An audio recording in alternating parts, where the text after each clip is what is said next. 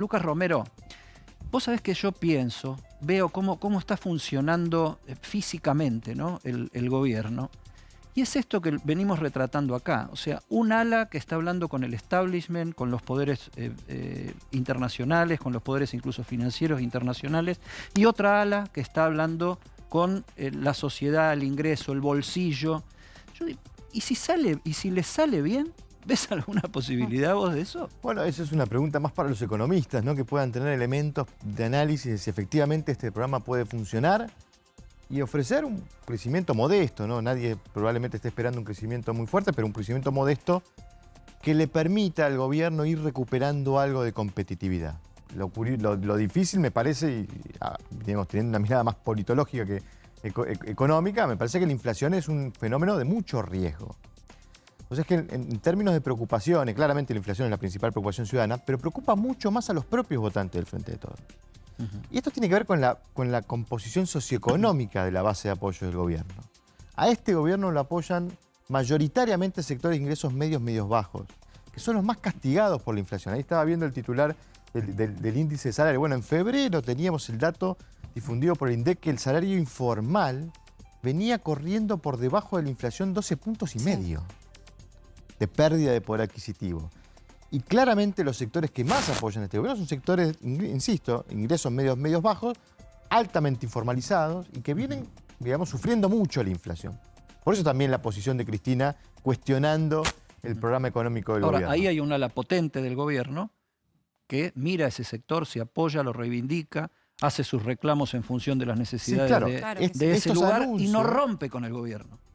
Sí, bueno, es curioso porque ese es el interrogante que presenta esta crisis. ¿Por qué no se produce el divorcio?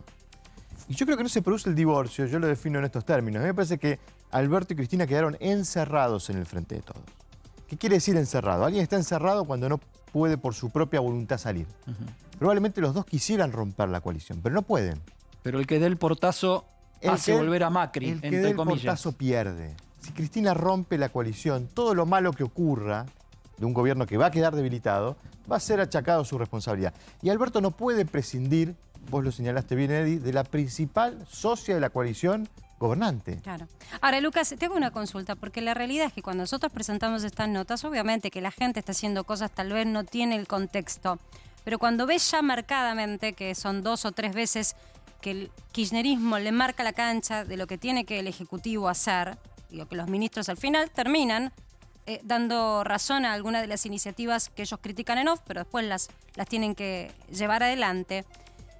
¿No hay una diferenciación clara ya entre lo que Cristina propone y Alberto hace? Sí, claro. Digo, porque esa diferencia es lo que da la sensación Cristina puede capitalizar para un nuevo mandato si quisiera ser nuevamente presidenta. Sí, claro, hay dos gobiernos dentro de un mismo oficialismo persiguiendo dos programas económicos distintos y me voy de vuelta al origen de este conflicto, que es la decisión de aceptar al Fondo Monetario el programa económico que le proponía sin el aval de Cristina. Eso, digamos, la clave de esa decisión fue que puso a los liderazgos en condiciones de estar enfrentados.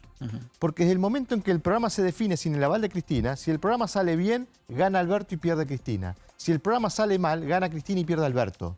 Los dos enfrentados, los dos liderazgos están enfrentados y su suerte está enfrentada. Entonces, la forma de resolver esto sería que los dos liderazgos estén abrazados a un mismo destino.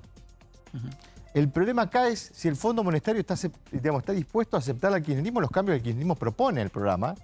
Y esto es lo que creo que... Por eso me parece que más importante que lo del salario mínimo vital y móvil es la otra propuesta que hizo el cristinismo la semana pasada, que tiene anclaje en la propia estructura del gobierno, porque Raberta, la jefa de ANSES, que es la gran caja del Estado de los aportes previsionales, que es una moratoria previsional, un blanqueo de incorporaciones de nuevos jubilados al sistema y una reforma que puede llegar a poner al otro sector del gobierno, al más oficial del oficialismo, junto con la oposición, en negarse o tomar el camino que acaban de tomar con el tema del salario mínimo vital y móvil y empujar con fuerza una nueva reforma previsional que hay que ver si los números le dan en ese caso, ¿no? Pregunto, ¿cómo te opones públicamente, siendo ministro o siendo presidente, a algo que es popular y que está clamando la gente cuando vos tenés, por ejemplo, ahora 3 días de marcha? ¿Cómo te pones delante de una cámara y decís, esto no lo podemos hacer porque el Fondo Monetario no nos lo permite, no es lo que conviene para el tema de la emisión pero eso es monetaria? ¿Cómo gobernar, entras en Marce. tecnicismos? Gobernar es muchas veces decir, bueno, hay cosas que se pueden y cosas que no se pueden. Para eso están los... Digo, hay algo de la posición que hoy tiene el kirchnerismo... Esa es la tensión que marcaba Lucas, ¿no? Hay algo de la posición que hoy tiene el kirchnerismo que es casi como si no fueran gobierno, porque es como que piden, como si no hubiera restricción y como si no tuvieran ellos la caja súper acotada con la cual repartir. Ustedes conocen el famoso teorema de Baglini, ¿no? Este teorema de que cuando uno más se acerca al poder, más responsable se vuelve. Bueno, tenemos una variante extraña del teorema de Baglini, porque Claro. el oficialismo que está más alejado de la Casa Rosada y está en el Congreso, se muestra más irresponsable. Sos opositor desde adentro. Claro, el que está en el Congreso Bueno. se siente con más margen para ser irresponsable y plantear Cosa medidas que a lo mejor Cristina no pueden. ha sabido hacer incluso en los momentos más álgidos del ejercicio de la presidencia. O sea, siempre estar confrontando con un poder mucho más superior que el que ella tenía y en condiciones desventajosas. O sea, la lógica de siempre, ya que estamos con las metáforas recurrentes de David y Goliat, ¿no? Sí, pero hay algo que es contundente, Eddie, que el Fondo Monetario era el cuco y el emblema del argumento que sostiene la creación del kirchnerismo, eso sigue manteniéndose, porque Cristina como presidenta se sentó y dijo, acá no vienen a revisarme los números nadie. Y ese famoso artículo 4 que estaba firmado y que todo país miembro de quien participaba, ¿no?, de algún acuerdo con el Fondo Monetario tenía que permitir esa revisión, no lo hizo. Entonces, hay puntos en donde me parece que hay cierta coherencia en lo que alguien puede esperar del kirchnerismo como tal. Lo que no se entiende es por qué Alberto podría sorprenderse si en definitiva él ya sabía quién era Cristina, fue su jefe de gabinete, él habla de los números del INDEC como si él no hubiese estado adentro cuando fue todo el cuestionamiento, como jefe de gabinete también. Digo, ¿qué lo sorprende al presidente de quién es la vicepresidenta? Acá nos apunta Cari que en la nota del País, Cari nuestra productora, en la nota del País, que la podemos ir Así poniendo en compartimos. pantalla, él resalta que él polarizó con Cristina y que fue uno de sus principales críticos. Entonces, el volver a resaltar eso en momentos en donde parecía que eso se escondía, en los últimos 6 meses se escondió esa diferencia, volver a poner esa diferencia sobre la mesa y hacerse cargo de lo que, está bien, fue lo dicho por él, lo escrito incluso en artículos periodísticos, da la sensación de que lo ponen de nuevo como un opositor de Cristina. Sí, está por acá abajo, pero leámoslo todo. Mire, el 17 de noviembre pasado la plaza se llenó. ¿Por qué entonces estas críticas internas tan duras de su vicepresidenta? Le pregunta el entrevistador. Mire, el 17 de noviembre pasado la plaza se llenó y yo tuve que hablar ante decenas de miles de compañeros. Les dije que proponía que en nuestro espacio político se abra un gran debate. Les proponía que no se acallara ninguna voz y que debía ser resuelto por la gente en primarias abiertas y obligatorias como existen en la Argentina. Vuelve a insistir Alberto Fernández en el tema de las PASO para el año que viene. En ese momento me criticaron mucho. Veo con alegría ahora que ese debate es bienvenido. Tengo un enorme respeto por Cristina. Ella representa en la historia algo significativo y en el presente es líder de un espacio importante. Pero hay cosas en las que no comparto su mirada. Además, he sido públicamente crítico con su gestión de gobierno. Todo el mundo sabe que tengo una mirada diferente. Respeto lo que dice, pero pido que respeten lo que digo yo. Sí, pero es el presidente elegido por la vicepresidenta. Digo, que esas diferencias estuvieron siempre, Lucas. No se entiende. Por eso decía al comienzo, es el Alberto de los videos, ¿no?, que Claro. veíamos repetidamente, ¿no?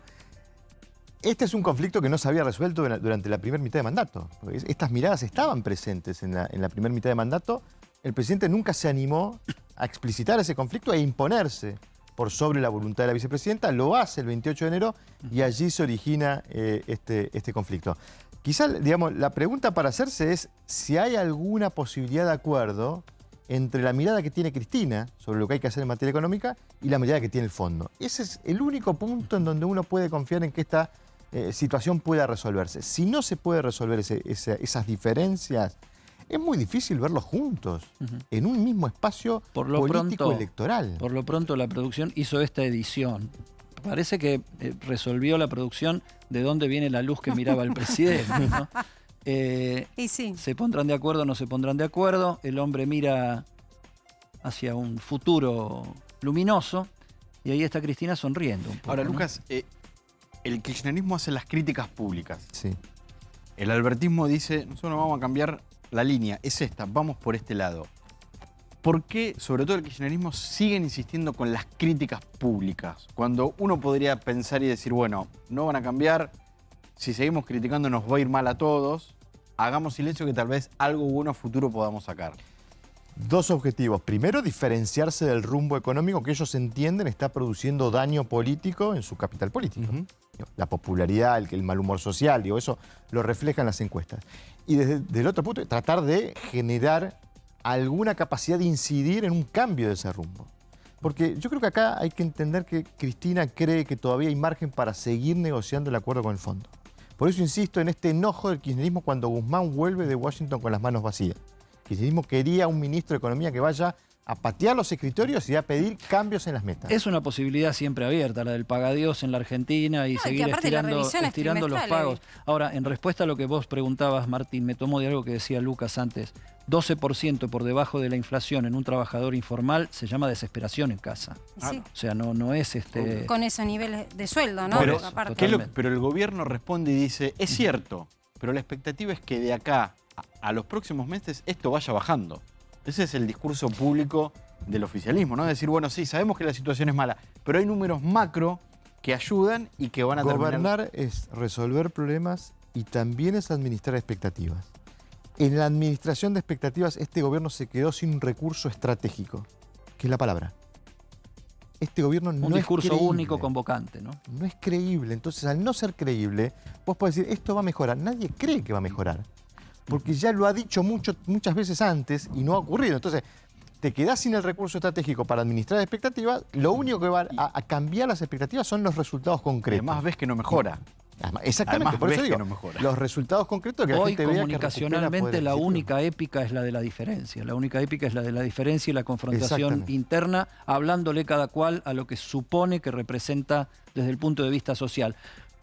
Vayamos a la oposición, porque tampoco es que Dale. está tan tranquilita la No. cosa. En un ambiente más lógico, tal vez, Patricia Bullrich estuvo en la reunión de la Cámara de Empresas estadounidenses y tiró una propuesta económica de fondo. Pero parece que no es original, ¿o sí? La escuchamos. ¿Vos sos presidenciable?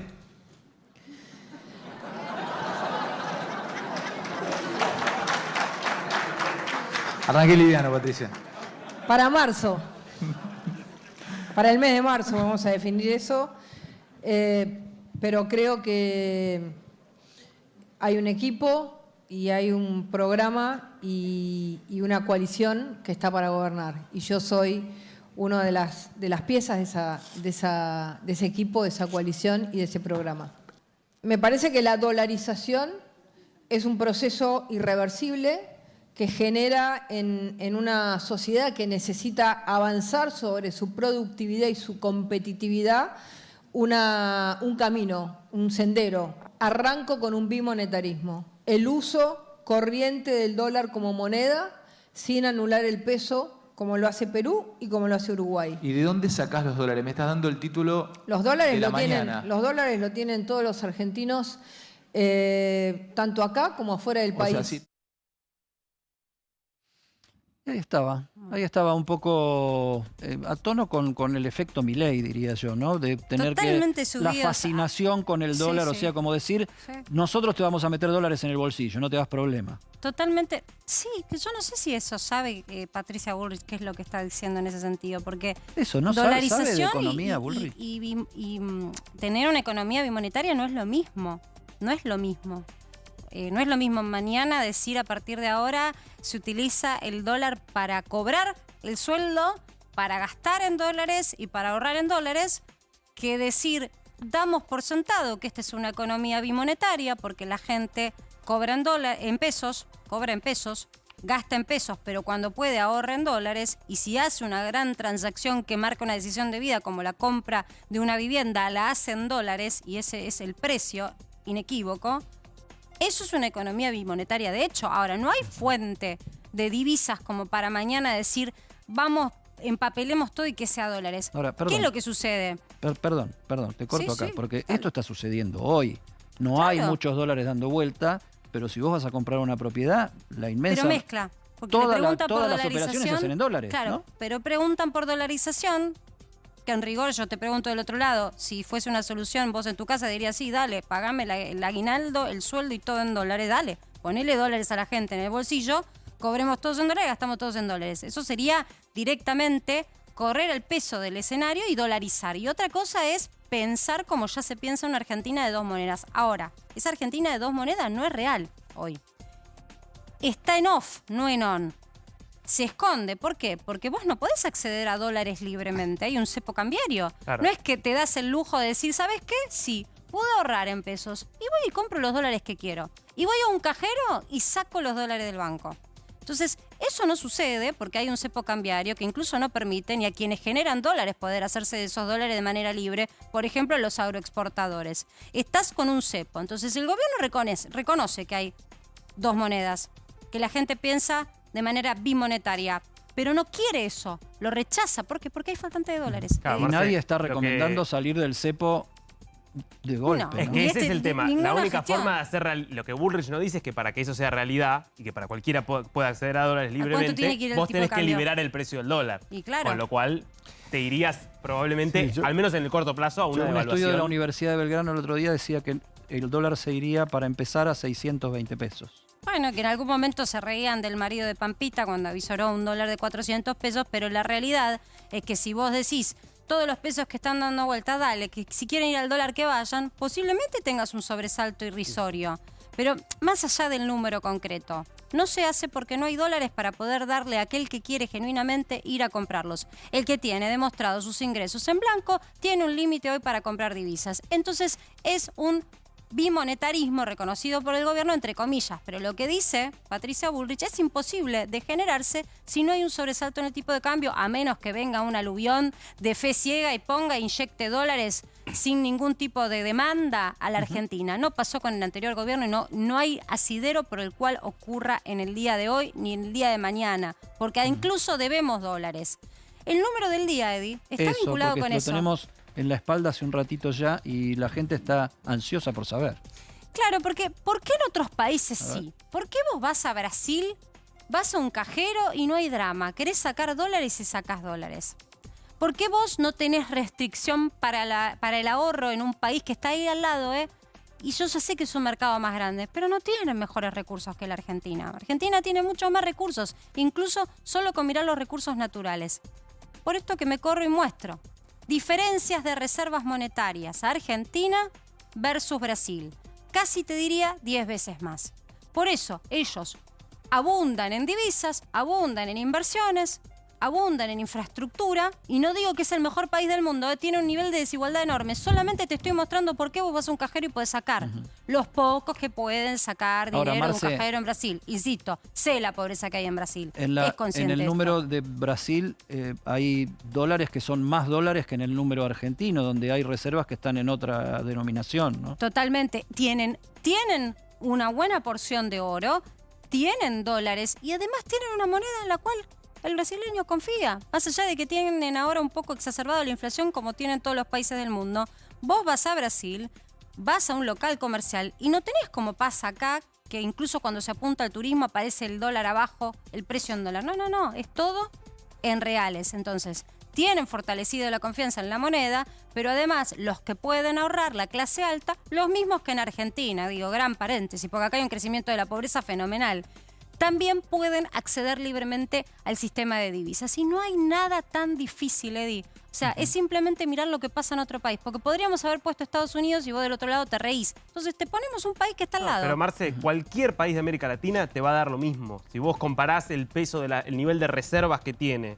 en relación a su PBI, digamos. Claro. ¿Es poco o es mucho el nivel de reservas que tiene Argentina? Te lo contestamos mostrando a Brasil, por ejemplo. Y lo mismo te daría si lo compararas con Chile, con Uruguay, con cualquier otro país, te va a dar, salvo Venezuela, digamos que Argentina tiene un nivel de reservas. Entonces, y ¿sabés lo qué? mismo es Dari, la otra cara de la inflación. Lo que digamos. le falta al discurso de Patricia Bullrich, que lo tiene Milei, uno puede estar de acuerdo o no, pero lo tiene como economista, que es lo fundamenta, es de dónde van a sacar los dólares para dolarizar la economía sin que sea un sobresalto de tipo de cambio, sin que castigue a la gente que gana en pesos. Se lo preguntaba Fantino, ¿no? ¿Cómo lo vas a hacer? En la entrevista que parecía de animales sueltos. La encuesta A24 en @A24com, ¿considerás que Patricia Bullrich sabe algo de economía? ¿Sí o no? Un poquito capciosa la pregunta, pero bueno, está haciendo una propuesta económica a futuro. Y una para Lucas Romero. El otro día yo entrevisté a quien es la representante bonaerense de Milei, Juliana Santillán, la que armó el acto en Mar del Plata, salió en a24.com la parte de la entrevista. Y ella dice, la dependencia de Milei de Juntos por el Cambio es impresionante. ¿Notás que hay una Milei dependencia por parte, sobre todo del sector pro de Juntos por el Cambio? O sea, si Juntos por el Cambio depende de Milei. Si está mirando demasiado a Milei. Bueno, a ver, digamos, lo primero que hay que decir de Milei es que es una realidad. Digo, claramente hay un actor nuevo en la escena, no lo teníamos hace 6 meses atrás, y eso es consecuencia de que hoy en las encuestas su intención de voto tiene 2 dígitos por lo menos. La pregunta es, ¿cómo se produce esa irrupción? ¿De quién, digamos, recoge apoyos Milei para transformarse en un actor? Y cuando uno mira los números, uno tiene que decir que claramente es de afluencia de votantes de Juntos por el Cambio. Hacíamos un análisis en nuestro estudio de abril y de la imagen positiva de Milei, del conjunto de la población que tiene imagen positiva del Milei, veíamos que el 58% de los votantes de Juntos por el Cambio del año pasado tenían imagen positiva de Javier Milei. O sea, hay una simpatía que proviene de ese sector político y eso es lo que genera preocupación en Juntos por el Cambio, ¿no? La pregunta es hasta qué punto va a crecer Milei recibiendo una afluencia de votantes de Juntos por el Cambio, no solo en simpatía, sino en apoyo electoral.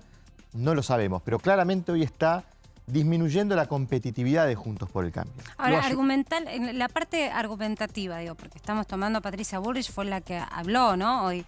Pero digo, desde la parte argumentativa, ¿no le están copiando un poco el discurso a Milei? Porque pareciera que le marca la cancha con los argumentos. El primero en hablar de hay que romper con esto y pensar una economía bimonetaria que pasa a una dolarización posible en algún momento fue Milei. Sí. Digo, se están robando los argumentos para hacer política. No vemos Juntos por el Cambio haciendo política con sus propias iniciativas. Primero habría que distinguir si la gente está abrazando las ideas de Milei o su enojo. Porque eso nos ayudaría a entender qué es lo que está representando Milei. Hicimos un estudio de digamos, una consulta de este tipo en nuestro estudio que estamos procesando. No tengo resultados porque lo estamos procesando, pero algo que pispeteé ya me da la intención que era, digamos, confirma la hipótesis que teníamos. La gente está abrazando más el enojo que las ideas de Milei. Simpatiza más con el Milei enojado con la clase dirigente que con las ideas que representa Milei. Porque aparte Milei representa ideas muy rupturistas. Es un candidato que se reconoce anarcocapitalista. Es, digamos, en términos ideológicos, una expresión, si se quiere, en lo más moderado, minarquista. Y yo no sé si la sociedad argentina está reclamando eso. Ahora, sí me parece que Milei expresa algo que sí se está, digamos, generalizando, sobre todo en el votante opositor, que es un reclamo de un menor estatismo, de menos Estado, de intentar resolver menos los problemas con más Estado y, en todo caso, intentar impulsar, digamos, un crecimiento del sector privado. Yo creo que eso se está haciendo fuerte en la sociedad. Hay un dato que es muy interesante, que es muy difícil de entender, que es que en este contexto social, la gran mayoría de la gente rechace los planes sociales. Yo no creo que la gente rechace que se ayude a sectores vulnerables, porque si no estaríamos frente a una sociedad, digamos, muy individualista y muy poco solidaria. Yo creo que lo que la gente está rechazando es esta idea del Estado resolviendo todo. Sí. ¿En eso perdón, también en las marchas se vio, nosotros estuvimos haciendo una cobertura, para sorpresa de muchos, perdón Martín, digo, los que estaban haciendo movilizaciones, y lo tuvimos también algunos de los referentes de organizaciones sociales, no estaban pidiendo más planes, estaban pidiendo puestos de trabajo en blanco. Pedir trabajo claro, es pedir que el problema lo resuelva el sector privado, no el Estado. Esa es, me parece, que la noción que está haciendo carne en buena parte del electorado opositor. Y yo creo que es ¿pero consecuencia... solo en el electorado opositor?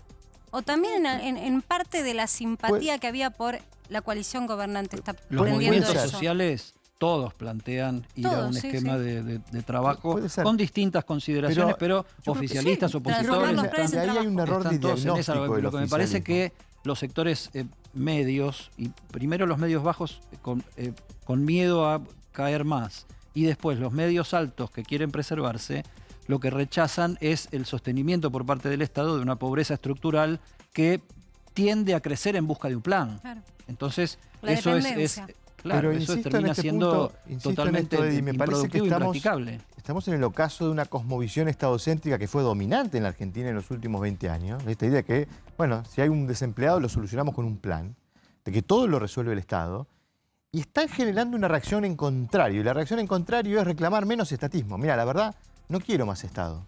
Quiero que me resuelvan, quiero trabajo. Y esto creo que hay un error de diagnóstico en el gobierno, porque el gobierno insiste con esta idea. El Estado presente, el Estado te salva, el Estado te... Yo creo que eso ya, digamos, la sociedad lo dejó atrás como consecuencia de los resultados que ofreció Lucas, esa ¿vos ves ahí cosmovisión. un fenómeno parecido al de fines de los 80? El preludio, digamos. Me parece que es la del feminismo. consecuencia natural. Los ciclos políticos acompañan los ciclos económicos. Y claramente estamos en el ocaso de un ciclo económico que se originó en el 2001 y que está mostrando ya sus techos, sus límites. Ya el Estado no puede Su hacerse final. más cargo Ahora, de resolver en los ese problemas. debate salió Cristina el otro día en Resistencia y dijo, a ver, yo digo que el capitalismo más exitoso y más eficiente es el chino, que está manejado por un partido único que se llama Partido Comunista. Sí, Firmado pero es- Cristina Fernández Pero es un de Kirchner. capitalismo, lo que siempre Cristina hay que... No, es un por capitalismo esto de que el Estado... eficientista, ¿eh? Es un Estado, Sí. pero con criterios súper eficientistas. Es decir, no es un Estado que subsidia empresas ineficientes, el Estado chino, no. Es un Bueno, Estado el que déficit es mala palabra. lo que igual. potencia son empresas que estén en condiciones de competir en el Igual mercado es un externo. capitalismo que se aplica en un régimen político muy particular. Además, La que hay que Argentina no está en reproducir. condiciones de avanzar hacia ese tipo de régimen político, un régimen claramente clasificado como un régimen autoritario, no es un régimen democrático el chino. Cuando uno mira los estándares de calificación de democracia, China no aparece porque no tiene, digamos, los mínimos Basta ver cómo estándares están para lidiando ser- con la pandemia. Exactamente. Ahora, Perdón, Martín, querías hacer una pregunta. No, sí, tu mirada de que la gente reclama un menos intervención del Estado tiene que ver con la pandemia, de donde el Estado estuvo muy presente, Bueno, para lo bueno y para algunas cosas. algo de con eso hay, crítica. digo, la pandemia, en esto digo, también hay que ser sincero, digamos, la pandemia obligó a los estados a avanzar sobre libertades individuales, porque era la forma de defenderse frente a un virus que ocasionaba mucho daño si no se regulaban las conductas individuales por encima de lo habitual, ¿no? Esto generó una reacción también de las sociedades en contrario, diciendo, che, la verdad, quiero recuperar mis libertades, por eso creo que también hay una suerte de moda en esto de poner por encima del valor de la igualdad la libertad, ¿no? Y esto también hace carne en la competencia político-electoral y en las narrativas, ¿no? Entonces yo ahí creo que, digamos, no hay que desconocer que en la Argentina el año pasado candidatos que se reconocían liberales lo gritaban a cuatro vientos. Eso en la Argentina hace 4 años atrás era impensado. Entonces, algo está El propio cambiando. Macri hoy dice, yo soy recontra y siempre fui liberal, esas Entonces- son las ideas de Milei son mis ideas, Y cuando en algún- 2015 hacía todo lo posible por Y en disimular. algún momento se dijo Sí. peronista. Vuelvo y al destacando también a Menem, ¿no? Vuelvo a la pregunta original de Eddie, digo, en esto de condicionar. Yo creo que lo está obligando a Juntos por el Cambio a corregir un poquitito su narrativa y a ofrecer algo que esté más en sintonía con eso. Y esto es lo que me parece que está, digamos, impactando, porque aparecen candidatos que empiezan a abrazar alguna de las ideas de Milei tratando de dar respuesta a esa demanda. Porque claramente lo que está explicando el crecimiento de Milei son votantes de Juntos por el Cambio. Y esto lo resuelvo fácilmente para explicarlo. Los partidos de derecha el año pasado, en noviembre del año pasado, sacaron 5 o 6% a nivel nacional. O sea, si Milei está midiendo 2 dígitos es porque evidentemente está recibiendo afluencia de votantes de otras fuerzas políticas y particularmente se da el caso de Juntos por el Cambio. Ujú. ¿Podemos llegar a ir el año que viene a una elección general que funcione como una gran interna del sector liberal? Puede ser. Lo que sí está produciendo Milei como cambio interesante en la escena es que la configuración del formato de competencia ya no es bimodal. Si uno mira los datos electorales de la Argentina en los últimos 20 años y suma cuántos votos juntan las dos principales coaliciones, lo que va a encontrar es una tendencia de bipartidización. O sea, el escenario se fue concentrando en dos grandes coaliciones, bicoalicionismo, decimos los politólogos. Bueno, el máximo exponente fue 2019, casi el 90% de los votos juntaron las dos principales coaliciones. La irrupción de Milei cambia un poco esa configuración y produce una modificación interesante también, que es que transforma en términos posicionales, no ideológicos, a Juntos por el Cambio en una opción de centro. Hoy Juntos por el Cambio está en el centro, tiene a la derecha a Milei. Y hay a la quienes izquierda. terminan diciendo que Milei favorece al kirchnerismo. Bueno, la pregunta ahí es, si Milei no supera la competitividad de Juntos por el Cambio, Milei va a tener dificultades para polarizar esta elección y arrastrar los votos del medio. Esto funciona como un coiner. ¿Vieron el coiner? Sí. Cuando uno pone el coiner, pone la ropa en los extremos para que pueda centrifugarse la ropa. Si en el extremo, digamos, si uno pone la ropa en el centro del coiner, el coiner no funciona. Bueno, hoy Juntos por el Cambio es la principal fuerza opositora a pesar del crecimiento de Milei. Y estando en el centro puede impedir la polarización. Por eso Milei, para poder transformarse en un candidato con reales posibilidades, va a tener que ser más competitivo que Juntos por el Cambio. Y para eso necesita algo, romper Juntos por el Cambio. Por eso Pícaro Milei le dice a Macri, vení, vamos a armar una primaria, yo si pierdo te acompaño. Porque la única forma de transformar su candidatura en una candidatura realmente competitiva es armarse de una escudería un poco más consistente. Y para eso necesita acuerdos políticos y acuerdos políticos con actores que hoy están en Juntos por el Cambio. Por eso también no es inocente lo de... masa crítica y apoyo político. Sí, no es inocente lo que dijo Bullrich hoy ahí en el Zoom de AmCham, que dijo, tenemos una coalición fuerte, ¿no? Trató también de resaltar un aspecto no menor en la competencia, que es hoy la principal escudería para competir en el espectro opositor, hoy es Juntos por el Cambio. Hablábamos antes de las posibilidades o no de ruptura del Frente de Todos. ¿Vos crees que es posible una ruptura de Juntos por el Cambio? Mi pregunta es, se la hago a todos los que vienen acá, porque todo es tan volátil y está tan en crisis el sistema de representación política, si las coaliciones que tenemos son las que nos van a quedar o va a haber algún tipo de trasvasamiento. ¿Vos cómo lo ves? Es muy difícil hoy predecirlo con tanto tiempo de anticipación. Va a tener que pasar mucha agua por debajo del puente. Yo hoy por ahora veo que los riesgos que se le presentan a Juntos por el Cambio no son significativos en términos de avisorar una ruptura. Porque el sistema de incentivos los lleva a los actores a esto que dijo Bullrich, a reconocer que ahí tienen una escudería ganadora. Entonces, al reconocer que hay una escudería ganadora, yo tengo incentivo para cuidarla. Me voy a pelear porque quiero ser yo el candidato, ¿no? Eso diría Bullrich, eso dice Larreta, eso dice Morales, eso dice Macri. Pero todos saben que esa escudería es ganadora. Y hoy Milei les está produciendo un desafío. Ahora, hay otras tensiones por la identidad dentro de Juntos por el Cambio. Porque vos fíjate lo que se dio esta semana. Macri diciendo, guarda con los radicales que traen bajo el poncho propuestas que no tienen que ver con lo que nosotros proponemos y colocándose más en un sector liberal, digamos, Mauricio Macri, como decían acá los compañeros. Mira, ahí está Hablando de entrando poncho. María Eugenia Vidal, que vamos a darle ponchada, continuidad ¿no? a la conversación con poncho vino. Mirá qué bien. Y del otro lado salió Facundo Manes a plantear A ver, Edi.